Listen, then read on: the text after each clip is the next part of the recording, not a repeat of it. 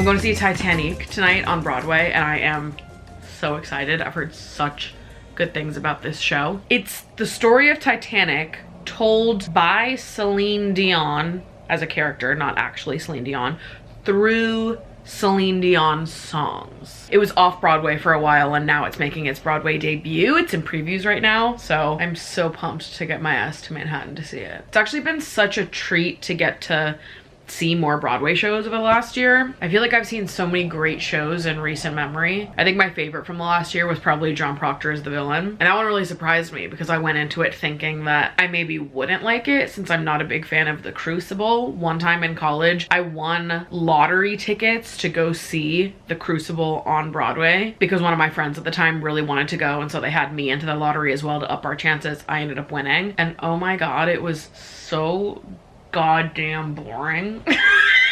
So I think the John Proctor of it all made me feel like this was gonna be super boring too, but I actually loved John Proctor as a villain. It's truly probably my favorite thing I've seen on Broadway in like the last decade. But tonight it's Titanic. We're getting a little silly with Celine Dion, and I'm very excited about that.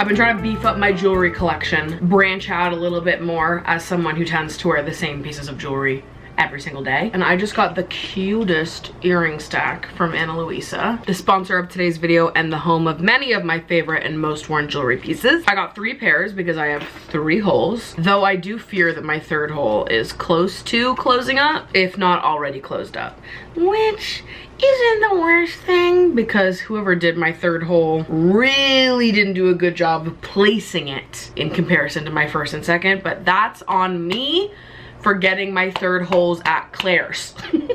This first pair is the Dakota two-tone earrings. There's silver on the outside and then there's a ring of gold on the inside. I don't know if you can tell. Next up, I have the Ash double hoop earrings in both silver and gold. When I do my earring stacks, I love to have multiple lengths going on, and I am more of a dangly ear girl than I am studs or earrings that really hug the ear. And last up, I've got the Julia hoop earrings in silver. I really love getting my jewelry at Ana Luisa because to me they're like this perfect middle ground option. They're not super expensive, but they do hold up well and last a really long time. Okay, we have a 3rd hole on this side. Now, do we have a 3rd hole on the other side? I don't know if I have a hole on that side anymore. Well, this is what the stack would ideally look like if I had a 3rd hole on both sides. But you know, every day is an opportunity to correct your wrongs of getting your 3rd hole at Claire's. Sometimes you gotta let a hole close so you can punch open a new one. There it is, people. If you've been thinking about treating yourself, Mother's Day is coming up. If you're thinking about treating your mama, be sure to click my link in the description of this video and shop up to 25% off and find your Ana Luisa essentials starting at just $50. You guys know I've been on my Bravo journey for like the last year. Obviously, this started with Vanderpump Rules, which I'm so obsessed with. I started a rewatch podcast with my friend Meg. Shout out to my pumpers. Go listen to the Pumpcast. Now I'm on my Housewives journey. I've watched a little bit of Beverly Hills. I've seen all of Salt Lake City. I think I'm probably about to start either New Jersey or Atlanta. But currently, present day, I feel so fucking left out of the Summer House gossip. Sorry, my foster kitten's destroying my bed right now. Hello. I feel so left out of the Summer House drama that I think I'm just gonna binge all of Summer House. I know they're like in the middle of season 10 airing, and this drama is sort of happening in real time, so they won't really talk about it until the reunion. So my goal is to watch all 10 seasons of Summer House before the reunion airs, so that way I can participate in the drama in real time for the reunion.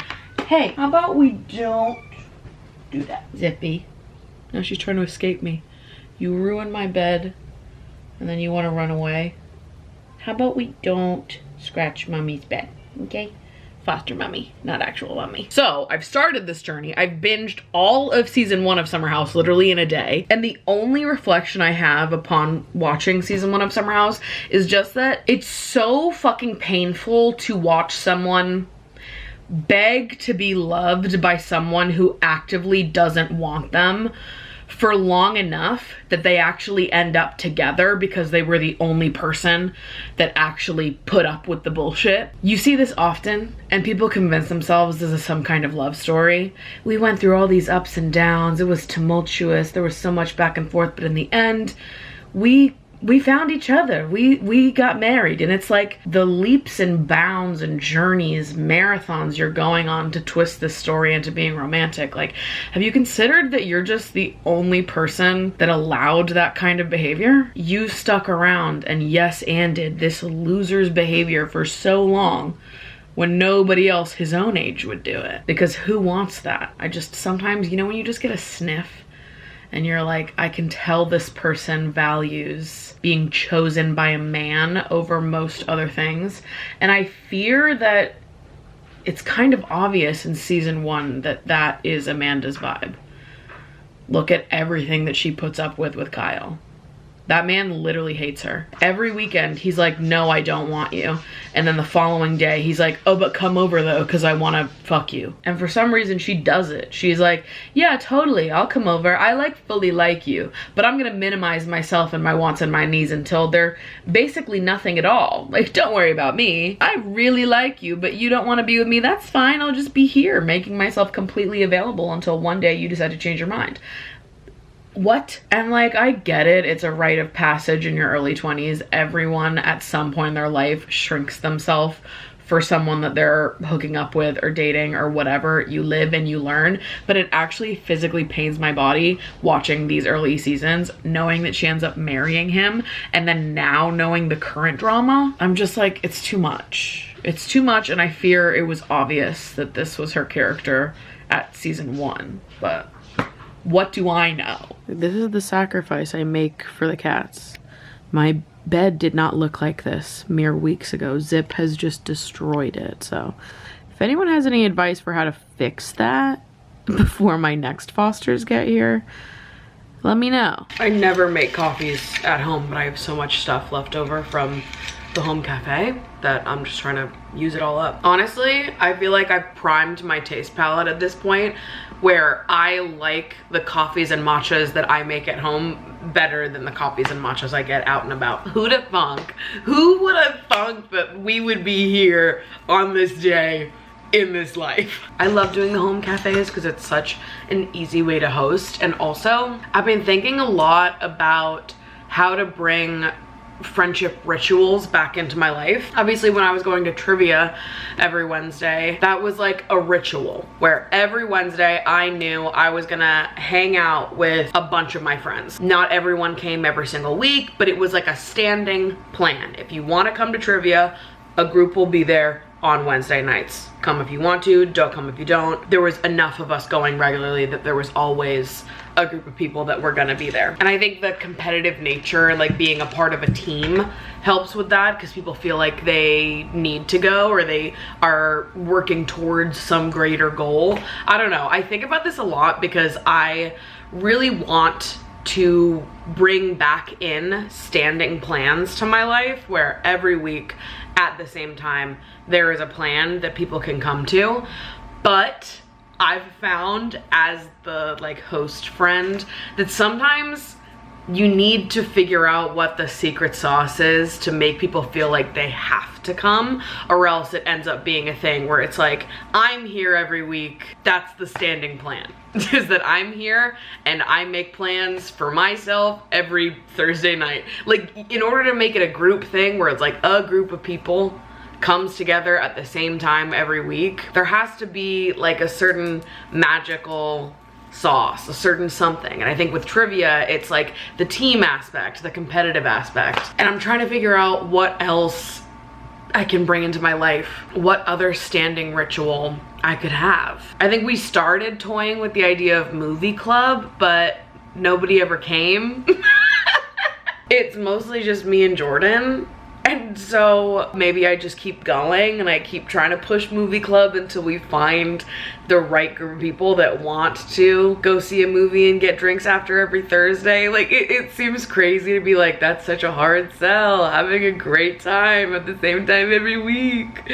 But sometimes it is, sometimes it is. I don't know, not to me, but it's easy to plan the ritual. It's harder to get people to care about the ritual as much as you do. Sometimes I feel like it was like a lightning strike that trivia lasted for so long, and it was so incredible and so fun while it lasted. And now I'm just trying to see if I can make lightning strike twice. But sometimes when I do the home cafes, I'm like, what if we just did this every Sunday? What if every Sunday morning people came over and we just made coffees and hung out? Could be big. Maybe this is an easy sell for summer specifically because it's nice out and we can be on my roof. I just like having standing plans every week, really, at the end of it all. I also think it's the way that we're passing invites around. I was talking about this with a friend last week because the way that party invites are dispersed changes so frequently. We had the fucking in-mail invitations when we were kids. By the time I was in middle and high school, it was Facebook invites, doing all of your event planning on Facebook so everyone could see the guest list.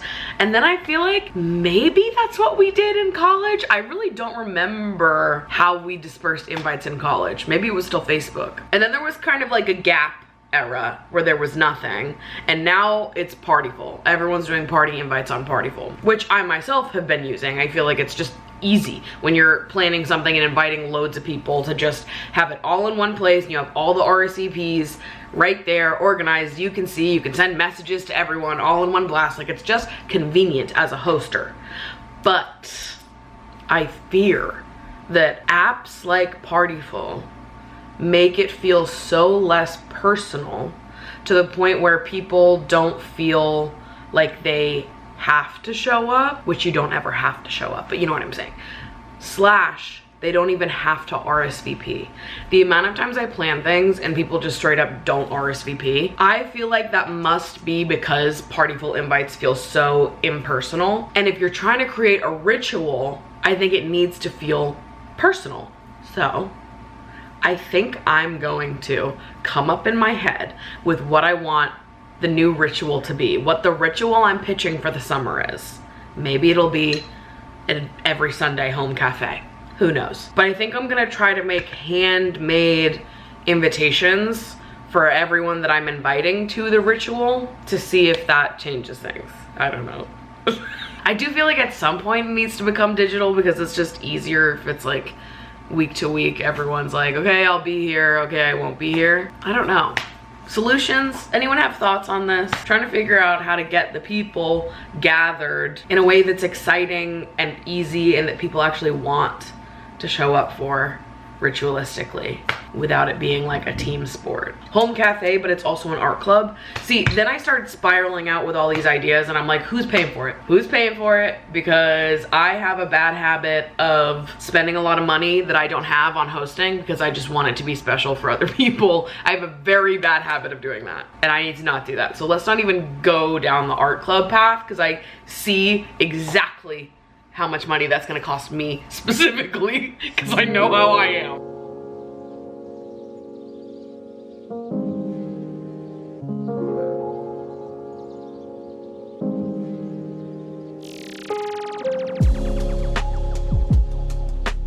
I've been in the process of doing a little bit of spring cleaning, going through my wardrobe, pulling out things to donate. And with that, I have given myself permission to buy a couple of new things. I feel like I have a lot of good tops. Bottoms is more where I think my wardrobe needs some building out, particularly when it comes to comfy street style pants that I can wear outside my home. But I just got these sweatpants from Babes and they are entirely adjustable. The sides are controlled by these. I just undid them. So this is how they start, and then you pull to adjust them to your waist. They have the same thing around the ankles, so you can adjust them around your ankles, and they have another pull in the side here so you can shorten them and make them more like capris. Are you kidding? And you guys know I've been on the hunt for like my perfect button up that was loose in all the places I wanted to be loose, that didn't make me feel totally suffocated around my neck and was just my vibe, and I officially found it. This one's from Dancing Kind. Measurements of this, the fit of this is just perfect. They also sell it in dress form.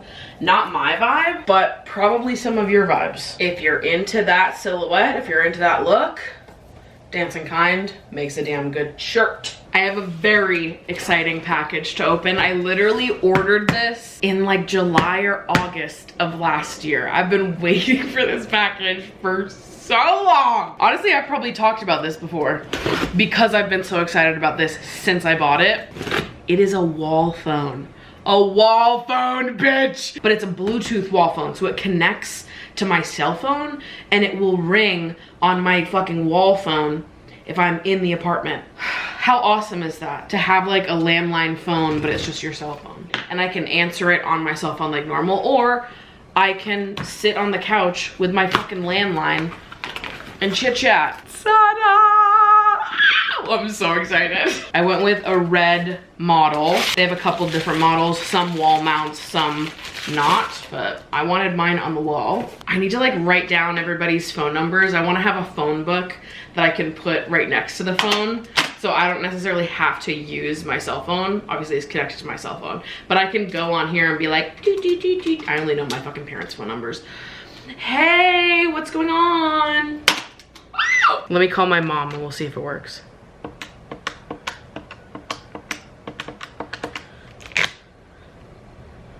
Is it gonna pop up on here? Oh, it did. Now it knows I'm calling my mom. Hey, can you hear me? This is crazy. I got my landline phone that I told you about. That's pretty cool. And when I hung it up, it ended on my actual phone. Okay, that's so cool. So obviously you guys remember I redid part of my bedroom at the beginning of the year. And I started talking about what I wanted to do with this wall, but really didn't get that far. Really, all I actually did was add this dartboard that I've been hanging necklaces off of. But I think I'm making it my mission to finish decorating this wall in springtime.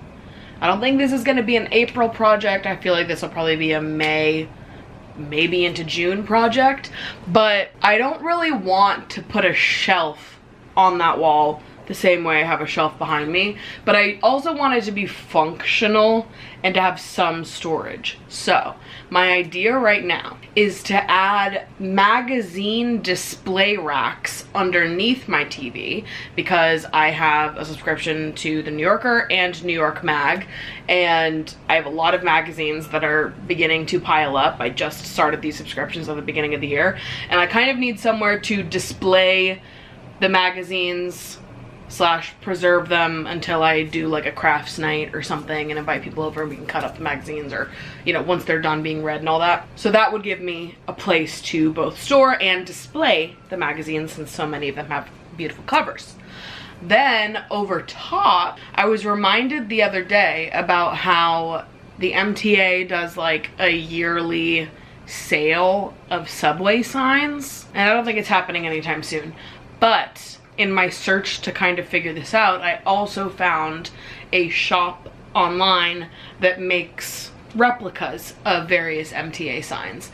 And I thought that maybe it would be fun to get a subway sign of the first subway line I ever lived off of in New York, which is the Lexington Avenue 53rd Street stop in Manhattan. And it should be like about the length of my TV, if not a little bit longer. So it would kind of be the perfect little addition. Add some picture frames above the dartboard to sort of even it out.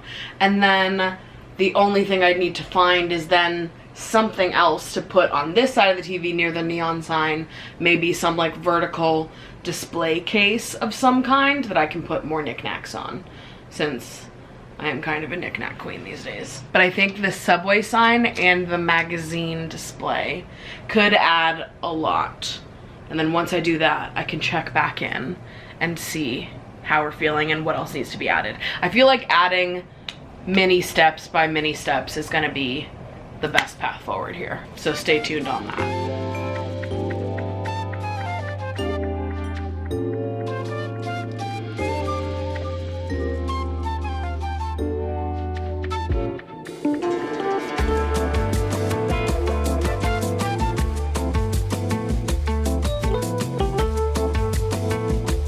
I'm up in Maine right now visiting my grandmother while my parents are off on vacation. My mom ran her 20th Boston Marathon on Monday, and after she runs, they always go on vacation together, and my grandmother lives with them. And I just can't stand the thought of that lady being alone for a week. So here I am. I've been making her watch Housewives. She is not that interested in it. But I'm like, what's the difference between watching Real Housewives and watching soap operas? I tried to get my mom to watching Housewives too. I really sometimes feel like my parents' generation and older just has a dedication to disliking the things that I like. Like, number one, my mom and grandma are gossip queens. I was trying to explain this to my grandma last night. I'm like, I witnessed them gossip about people from my hometown, and did you see the neighbor across the street did this or did that or whatever. Like, I hear them engage in hot goss. They do it like it's their job. Literally, my mom is retired. Obviously, my grandmother's also retired. They both are haters on Facebook like it is their full-time employment. My mom literally takes up residence fighting with Trump supporters online. I'm like, you guys should love the Housewives. It's just your daily dose of gossip, except it's not related to your life whatsoever. You don't know these people. I love hearing about drama that isn't mine. Apparently, my relatives only like hearing about drama that is theirs, which I find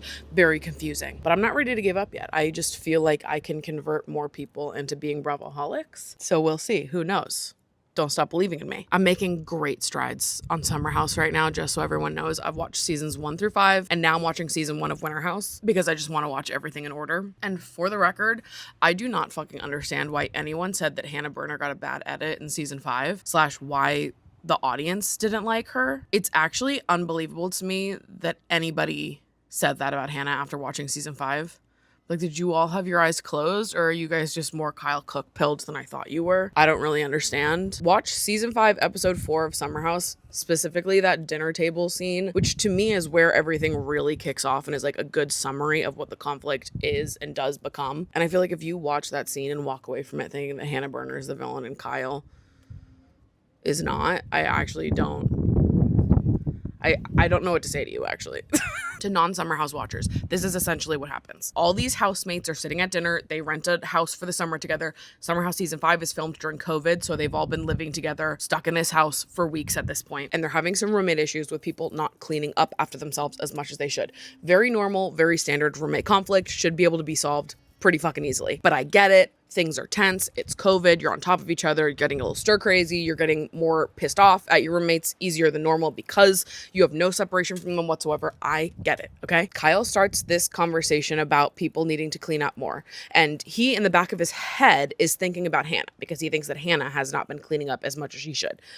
Instead of just having a direct conversation with her, he starts this group conversation at the dinner table by being like, well, some people who don't have to get up early in the morning to work should really consider cleaning up the mess from the night before so that the rest of us who are slaving away at our jobs all day don't have to do it. Insinuating that Hannah is just kind of sitting on her ass, not doing any work whatsoever, which is not true, by the way. Hannah is a content creator / podcaster. She's self-employed, makes her own schedule. She doesn't have to wake up the crack of fucking dawn to work. And I don't think that she deserves to be belittled for that. And you think that Kyle would understand that because he is also self-employed, but he's just working within an industry that's not dominated by women.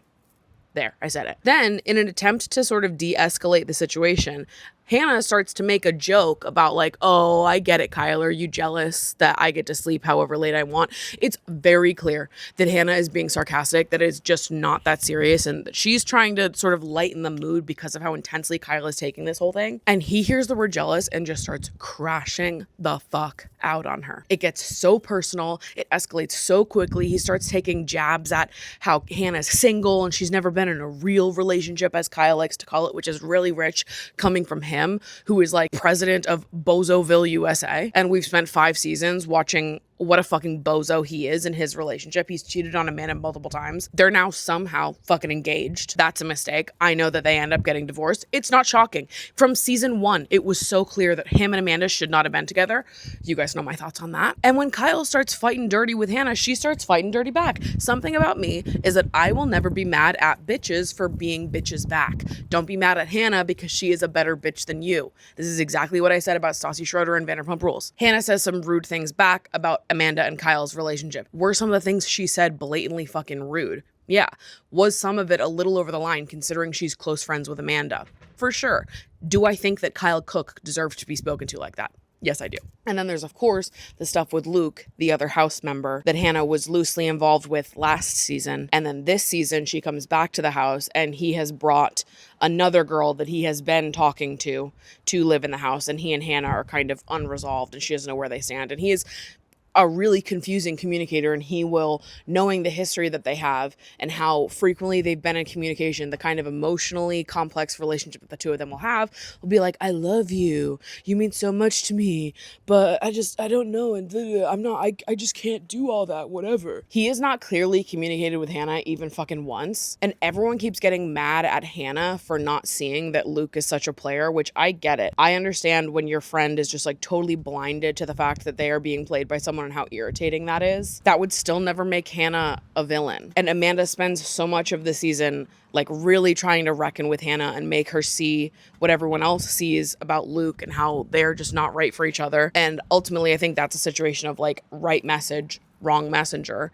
because we've watched 5 seasons of Amanda go so far as to get engaged to her bozo of the month. Like, don't come telling Hannah who or what to spend her time on, who's playing her, what she should believe, when you have drank the Kyle Cook Kool-Aid since day goddamn 1, and he's arguably way worse than Luke. And then at the reunion, they're all telling Hannah that she owes Luke an apology for being mad at him when she first entered the house and saw that Luke brought Sierra with him, because Hannah was also talking to other people. But I really feel like that is a situation of people purposefully misunderstanding why Hannah was upset in the first place, because it's not that she was upset that they weren't exclusive or that she thought they were exclusive. Obviously, that is not what Hannah ever thought was happening. Luke has been so consistently confusing to her, and then he brought another girl that he is involved with into the house to flirt right in front of her face. If you don't understand how that's rude, then I genuinely don't know what to tell you. I'm confused that anyone thought Hannah was the villain. That's crazy. Hey, by the way, that's crazy. It really felt like a situation of like, are people just Kyle Cook pilled? Are people just misogynist? Do they just hate women? When Kyle Cook doesn't understand that Hannah Berner is making a joke because he couldn't possibly believe that a woman could make a joke. Ha ha ha. She must be being dead serious. She called me jealous? Fuck this bitch. Let's get super fucking personal. Like, he is a loser. He's a loser. It's his fault completely. And you can put my name on that one. All right, I'm back in New York and I have news. And the news is that I am fostering the cutest, sweetest cat family to maybe ever live. A mom named Origami and her babies, Cootie Catcher, Paper Plane, and Crane. Oh my God, you're gonna lose it. Let me go find them. Hi, Annie. Okay, I think this is Paper Plane, just based off of the vibe that he's giving me right now. Origami is mom. Hi, mama. And she's very talkative. I hear that it's because moms need like constant reassurance that they're doing a good job. So we can do that. We can give you constant reassurance, Origami. This is Cootie Catcher. I've been calling him Boots because he has the boots on the bottom and he's the only one that looks different.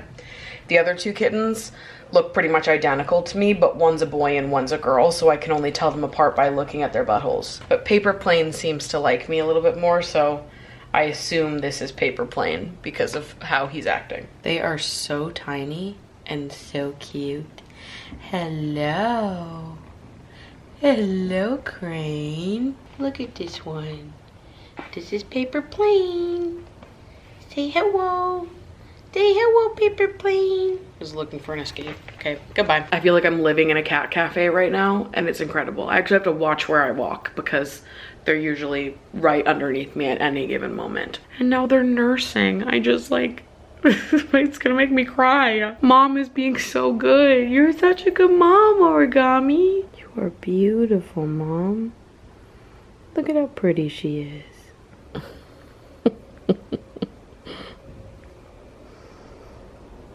Hi. I just did my makeup in probably the quickest I've ever done it. I feel like that took me approximately 7 minutes. Usually it only takes me like 20, but that's a pretty good crunch down. I am on my way to a movie premiere, except I'm running so late. I have to leave in like 10 to 15 minutes less at this point. I just stopped editing for the day, so I'm a little discombobulated. This is yesterday's hair. Refresh it a little bit, try on my outfit that I bought specifically for this premiere, and I have not tried on yet. So fingers crossed it looks good, because this is all we have.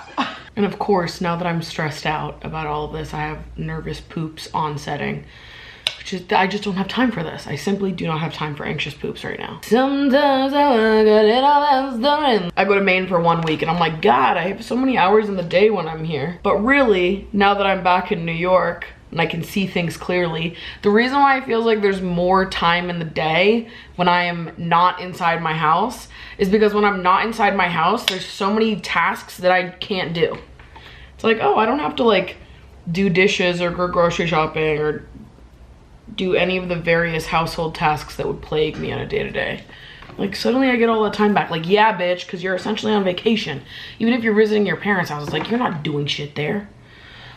Bozo hours. I just really want these red carpet pictures to look good, because my last few red carpets, I have flopped completely. The way I have to walk a red carpet in 45 minutes in Manhattan, and I'm in Brooklyn right now, crimping my hair while listening to Hannah Montana. Sometimes I wish Before I was listening to this, I was listening to Behind These Hazel Eyes by Kelly Clarkson. And can I just say, American Idol should have wrapped it up after season 1, because they did it. They completed the mission. They found the best singer in America. Her name is Kelly Clarkson. And there was no need to keep it going for all those extra seasons. The fact that it's still going is kind of beyond me. It's still going, right? Like, you did it. You completed it. You found Kelly Clarkson. Literally no other American Idol has compared to her since. The thing that's gonna slay about this dress is it's so comfortable, because it's like essentially just a muumuu. Moo hours. There's some fat bloke somewhere that's like, you were already saying moo, bitch.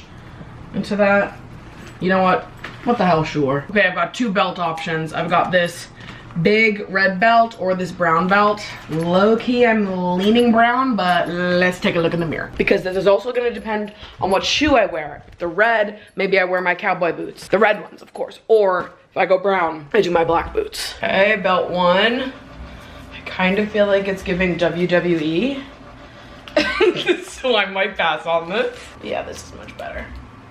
I can already tell. What's the temperature outside today? I literally don't fucking know. I hope it's warm enough to justify wearing this without a jacket. OOT night. Love ya.